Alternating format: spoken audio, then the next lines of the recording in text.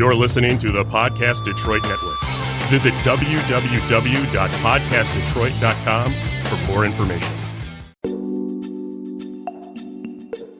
Welcome to Smart Sex, Smart Love, where talking about sex goes beyond the taboos and talking about love goes beyond the honeymoon. I'm Dr. Joe Court. Thanks for tuning in. Hello, and welcome back to Smart Sex, Smart Love. With me, Dr. Joe Court, where talking about sex goes beyond the taboo and talking about love goes beyond the honeymoon. Today, I'm talking with infidelity and licensed marriage and family therapist and certified AASECT sex therapist, Renelle E. Nelson. Relationships are sometimes complicated, and finding out your partner is cheating on you can be devastating. It can feel like the relationship is over and nothing can be done to save it. The truth is that current studies show that recovery from infidelity can happen successfully, and your relationship will be better than ever on the other side. Renelle, who works in Arizona, is an infidelity intimacy recovery strategist. She assists committed individuals with reconnecting back to themselves, their life, and their relationships after betrayal. So how do you deal with and recover from infidelity? Let's find out. Welcome, Renelle. Thank you for having me. Yeah, it's so nice. I just feel like there's got to be more and more voices. The main voice today in infidelity is Esther Perel. We all know her. The public knows her. But, I mean, there's so many other... She's my role model. Oh, yeah. I know. I think she's all of our role model, But today it's your voice, and you're going to be the role model to our listeners because it's such a different thing for every couple, for every individual. And so I'm glad to have you here. Thank you for having me and for shining light on this topic. Yeah, for sure, because you are shining the light on this and sort of leading the way. Can you start with how do you define betrayal? Betrayal is the break or like an assumed contract. And I'm going to say assumed contract where one party is like is not going with what we signed up for. And I'm going to highlight that word assume because we're going to go back to that. Oh. So betrayal to me is an assumed contract that was broken by two individuals.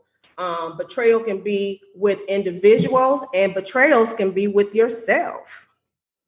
Well, let's go to that word assume. I like that you're using it, and I want the listeners to hear what you mean by it. I want to know what you mean by it.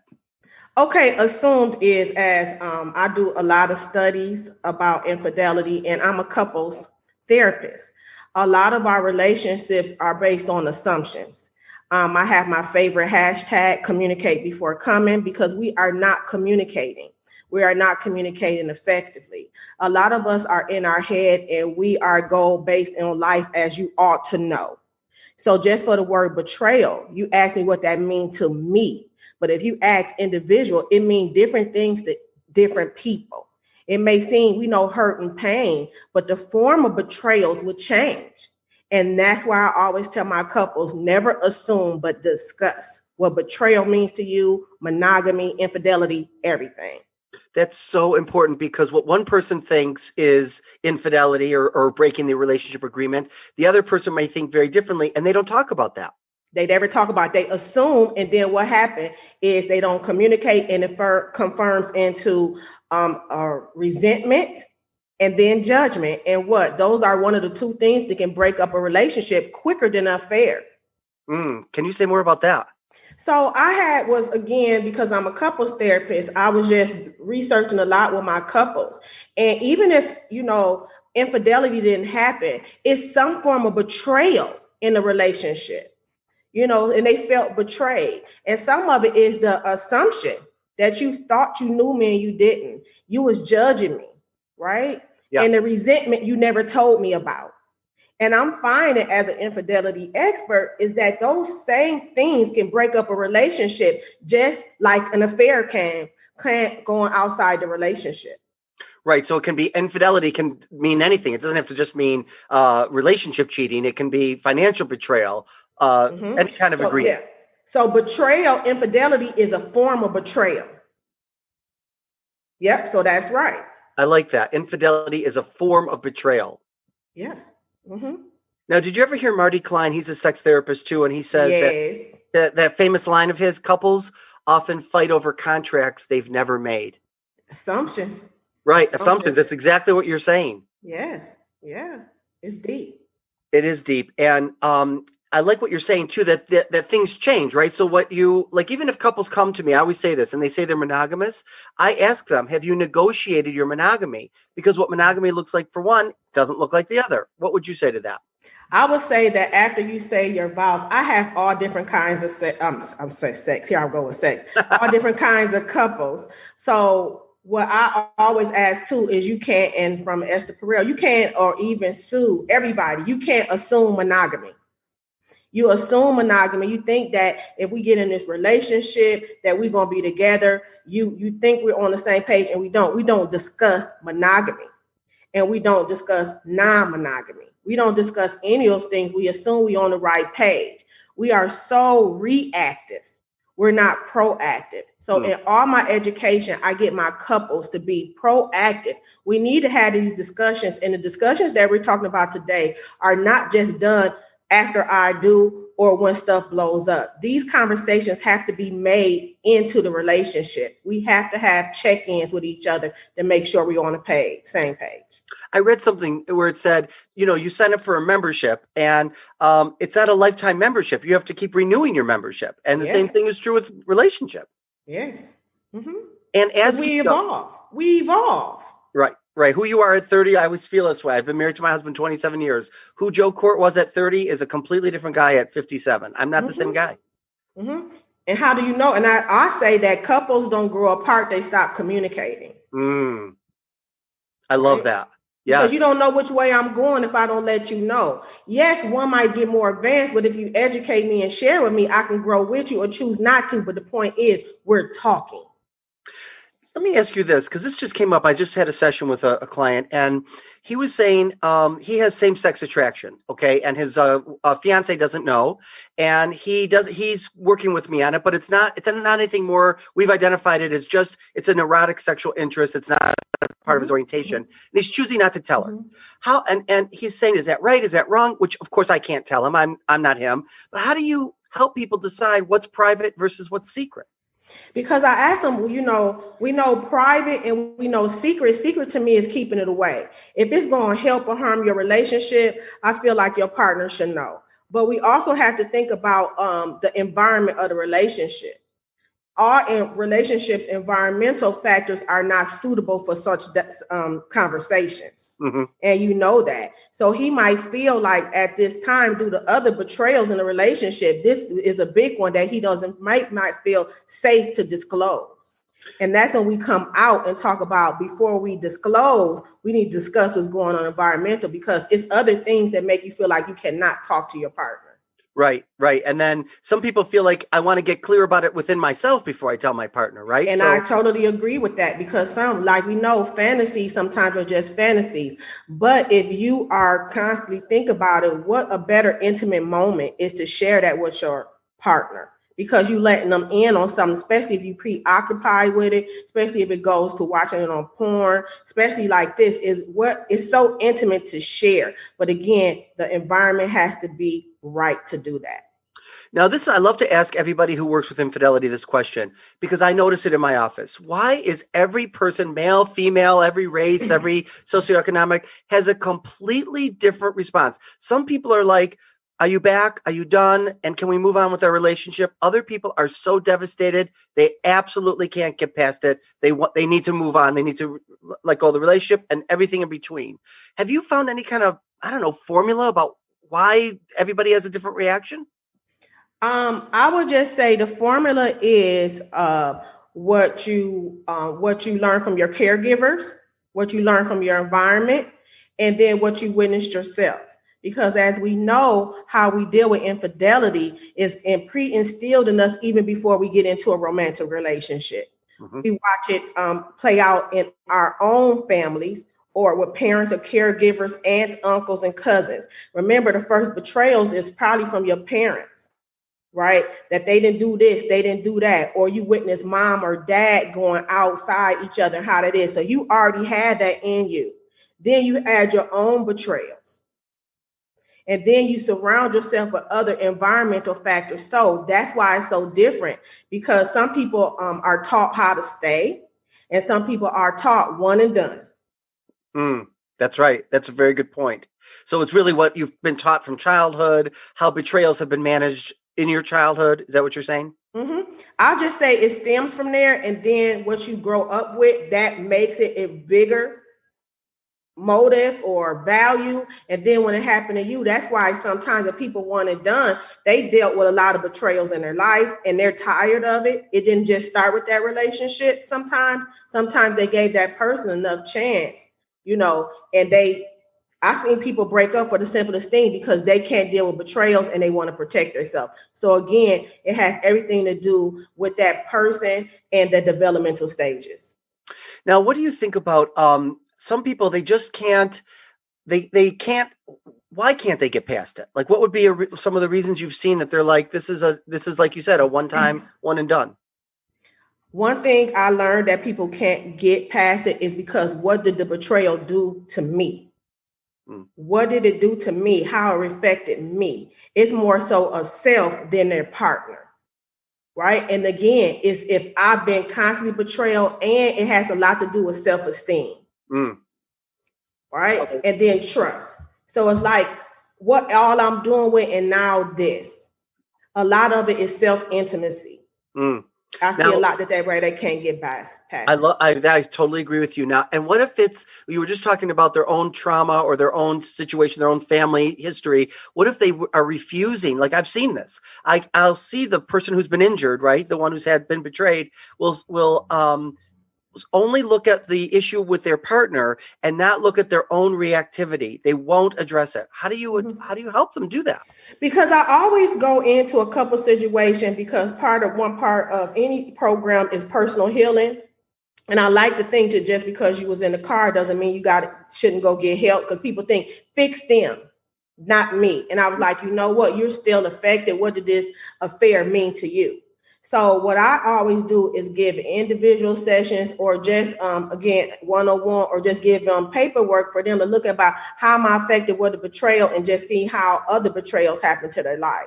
What I do is have them separate from each other and just do personal healing and what they need, because I have to know what I need so I can share with my partner, because so many times we want the person that hurt us to heal us and they can't. And one key component is you. What do you need to heal? Because here it go. This person is assuming they know what you need, and it's not. So these things, you're not getting healed. You're not getting what you need. So again, we're going to go right back to communication. But first, me before we. I have to know what I need to heal, what I need to trust, how I'm going to need to feel safe. So I have to know myself so I'll be able to share it with you to make this reconnection better. You just said a gold nugget that I'm probably going to repeat forever and give you credit.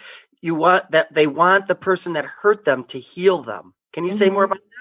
It's the hurt to heal, because we know as couples therapists that we project a lot of unmet need and unrealistic goals onto our partner. And it's so it's just astounding to do, because I'm a licensed marriage and family therapist. So this is in our training that, we can't keep expecting our partner to hold so much, because our partner is just man, meaning human. Right. And a lot of the healing and happiness and stuff is a personal journey. So we put all this on this person. We don't take any responsibility.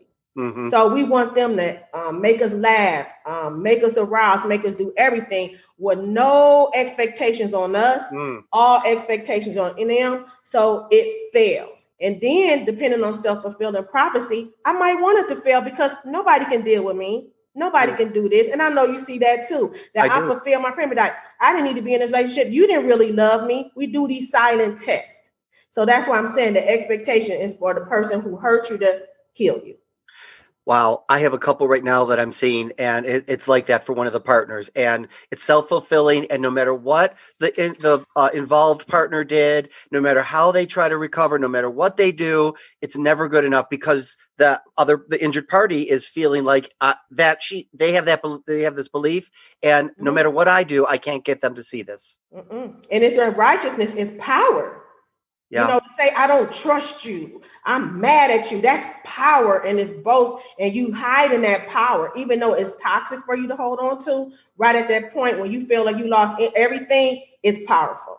Yeah, and it's like a protest against vulnerability, wouldn't you say? Oh, very a firm mission. Yeah. Protest mission, yes. Because you're right and you're wrong and I'm right. Yeah, right.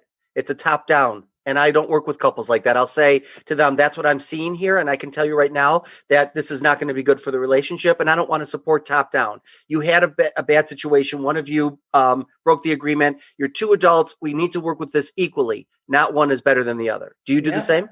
Yeah, I always do that. I say, I don't talk about who's right. I talk about what's right for the relationship. Right. Oh my God. That's another. Wait. That's so good. I don't talk about who's right. I talk about what's right for the relationship. That's awesome. Because they pay us to be, what do you call empires or whatever it is, the people who just judge stuff. And I didn't come here to watch. Y'all could have fought at home. Why did you want me to menage with you to watch you fight? Then we got to ask, is this some kind of excitement? You want people to watch you do this? So then I'm like, because sometimes you got to get control of the situation. Sometimes it's good. We know in some theories it's good to see how they work, but then it's not, but you have to put a stop to it. It takes 5 minutes to see how it works, and then you have to grab control of the session, because we know they would do it and come back and continue to do it if you don't say, hey, why are we here? What is your goal? What is your mission? I love that. I always say you can do this at home for free. You can do it on the car ride back and forth. In front of me, you're paying a lot of money. Plus, I don't want to watch it. I'm so uninterested in watching a little bit to understand, like you said, but not to continue to watch. I can go to my family gatherings and watch that, and I can do that for free. For free. What do you think about the idea? I learned this from Terrence Real, a therapist. He said that sometimes partners oppress from the victim position. So that you did this to me, so now I get to do to you worse because you hurt me, so now I'm going to hurt you. Do you see that? Oh, yes, because we live in that. And again, that's what we got to go back to the developmental stages and see how was revenge embedded into their life. Right? And we have to talk about that. I see that you're doing this. Where did you learn this from? Mm-hmm. And did anybody win? Right? And because we had to get to the point, because we know it's a pro and a con of every behavior. We want to see what the pro is, that you feel good, but what's the negative effects? Yeah. So a lot of times I tell people I'm very petty with words, because I believe words have a lot of meaning, but it don't mean we got the same meaning. So when we say that, I'm like, why? And then I go into my whole thing, like nobody wins when a family feuds. What's the point of being a team? And people are so tick for tack, they keeping score. I'm like, well, how's it going? What are you going to win? And then they low, because why? Because they saw somebody in their family do it. They saw this do it. And so they carry on. I said, when are you going to think for yourself? What's good for your relationship? I like that. And then they have to stop and think, because they just mimicking stuff. Right. And they don't know it. Right. So your job and my job as therapists is to help them reveal that. Yep. And that's the whole thing about with infidelity. I have to tell them, when people come to me, well, it's so crazy that people come to me, call me, well, how long is it going to take? I'm like, what? How long is it going to take? I'm like, well, isn't it funny? Why would you put a timeline on your healing? Yeah. And I'm not saying, I'm very direct to my clients, and I want to be very real to them. And I'm like, you know what? I can't tell you that. And a lot of people probably went on to other therapists, and I said, you know what? Ethically, I can't tell you, and whoever can tell you a timeline is not good. Of course, scientific facts we can give them, but everything, you can't each affair is different, and each approach is different. It's not a cookie cutter. It's so many elements. So when I go in, I had to evaluate the couple, and remember, our relationships can't or should be solved. Sometimes it is time to call it an end. Right. And that's sometimes we got to be real about that. Yeah, no, I like that. Then you just said another golden nugget. Why would you put a timeline on your healing? I've been doing this almost 36 years. I still can't tell how long it's going to take. I don't know. I don't know your situation. Even when I get to know you, I don't know your perseverance. I don't know your resilience. I don't know what you're capable of, or even as a couple. So you just validated me. I really appreciate that. They just call you right away. How long is it going to take? I'm like, and your name is, and why are we? It's so true. Why do you think, I have my own thoughts and I've read things, but I'd like to hear from you. Why do relationships on the other side of infidelity healing are better and get better than they were before?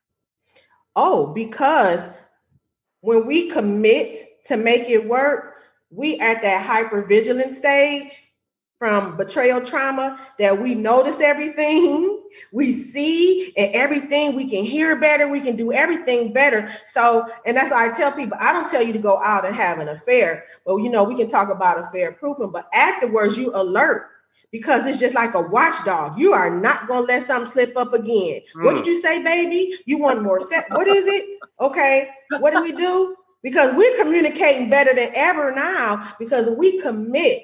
Right? A key word is commit to make this relationship work. We are going to be hyper vigilant with everything.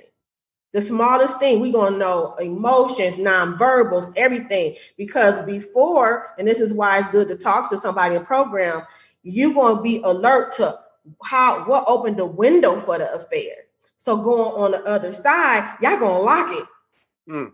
And the lock it, you're going to know what it is. So you know where the lock is, the bolts, the nails, the hammer, because this is not going to happen to us again. Well, and that's what should have happened before the infidelity, and they weren't doing that. So this prompts them to do that, to be more vigilant. Mm-hmm. But then I'd also want to just disclaim what I just said. Just because something is going on in the relationships doesn't always mean affair. And what I did was studying about affairs. Affairs have everything to do, because no matter what you do, can nobody push or pull you into one. A lot of times I'm studying more about affairs. It has to do with self-intimacy. You know, that person finding themselves in somewhere else. I have a lot of people who sit on my couch or in video with me who love their partner. It has nothing to do with their partner. And those are the ones that go really deep and that you got to do more one-on-ones with. So, of course, yes, sometimes it's the relationship, but sometimes it's that person. And I tell the hurt partner that because they want to know answers. And I have to tell them they might not know. Right. I like that. And Esther Perel, says sometimes you're not looking for another person, you're looking for another self. Mm-hmm. That's so healing and so helpful to the injured party who was like, why did you do this to me? They didn't do it to you. It happened to you, but it has nothing to do with you. Yep. But you know what? But as we know from Esther Perel and everybody else who says it, that it's still, if I own it, I can control it. Right? If it doesn't have anything to do with me, you would think that make people feel better, and it doesn't. Oh my God. Because they want to control it. Yeah. Oh my God. No, it has to be me. No, it was me, right? Because then I want to control it. Because of you, I can't control you. I can control what's going on in you. So here I go again, losing, taking the L in an uncontrollable situation. And those are the people who can't get over it. That is so profound and so true. It's making me emotional. I don't know why, but it's true. Maybe because I've never had the words for it. If I can't own it, then I can't control it. And so you think you're right. You think because I always think if it's not about you, that should make you feel better. It does not. It does not make you feel better. And that's why I tell my couples that the infidel or the betrayer is not going to tell you anything that's going to soothe you. So if you're looking for, this is the reason why I hurt you. This is the reason why I broke up our family. And you're going to feel better, you're not. So don't set up yourself for failure by keep asking all these questions, thinking that one magical question going to be like, aha, that's why you did it. You're not going to do it. So I have to reel them back in and say, what do you need to know to grow?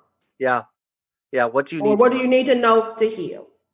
Right. Because even when you say that, have you ever had this? I have it all the time where they're like, I still have to know. I got to know all the details, all the records, all the tweets, all the social, all the DMs, everything. Yeah. We run a betrayal group and I'm in there and I cringe at some of the things. Trackers going on Facebook. Then I'm like saying, when you're done with all of this, what are you going to get out of it? But it's control. Yeah. I can control this. So I'm doing this. I'm getting them back. I'm doing this to them. I'm doing that because I feel vengeance is mine. That is but at the end of the day, I say, what's the pro and con of that behavior? You said something earlier. We have about 5 minutes left. I'd love to kind of wrap up with this. And you said something about being affair proof. How do you make your relationship affair proof? Affair proof is talking about the discussions that you don't.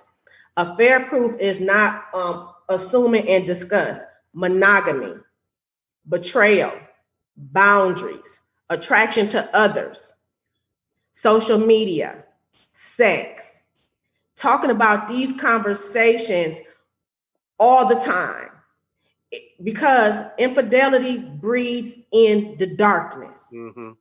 Get it out in the light. Talk about attraction to others. Talk about fetishes and desires.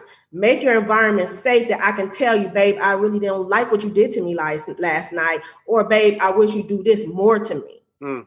You know, at least then. So if the person, remember, cheating is a choice. But remember, you're not responsible for the affair, but you are responsible for your role in the relationship. Mm. And if somebody cheat on you and you know you did the best, it's better after healing because, hey, it wasn't me.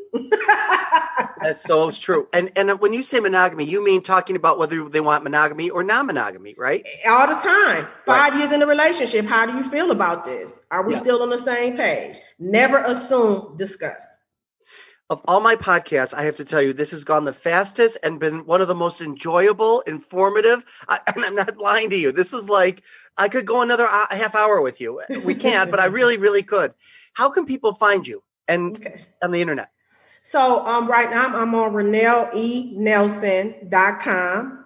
If you on social media, you can go to Instagram. If you want to help with healing, I work with committed couples, and you will see all these tips at Aftercare on Instagram. If you just want to get connected to your sexual self, I'm at Noir Sex Therapist on Instagram. And also, I just launched something else that I'm so excited about is the Orgasmic Wife, because it's to keep you coming after I do. Oh, I love that. The Orgasmic Wife, it's to keep you coming after I do. That is awesome. Thank you. I just want to thank you, Renelle, for being my guest today. I really mean it. And those of you that were listening in and enjoyed the show, please don't forget to rate, review, and subscribe. And also follow me on Instagram and on Twitter at Dr. Joe Court. I'll see you next time. Take care and be safe. Thanks for listening to this episode of Smart Sex, Smart Love. I'm Dr. Joe Court, and you can find me on joecourt.com. That's JoeKort.com. See you next time.